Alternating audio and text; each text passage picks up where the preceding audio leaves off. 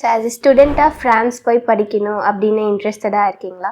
So as a student கவுன்சிலராக இந்த வீடியோவில் I'm going to share my personal experience. So visa பார்த்தீங்கன்னா வந்துட்டு வீசாவில் போகிறப்ப அதாவது கேம்பஸ் ஃப்ரான்ஸோட இன்டர்வியூ மட்டும்தான் வந்து உங்களுக்கு ஃபைனல் இன்டர்வியூவாக இருக்குமே தவிர நீங்கள் வீசா போகிறப்போ உங்களுக்கு வந்து இன்டர்வியூஸ் வந்து இருக்காது.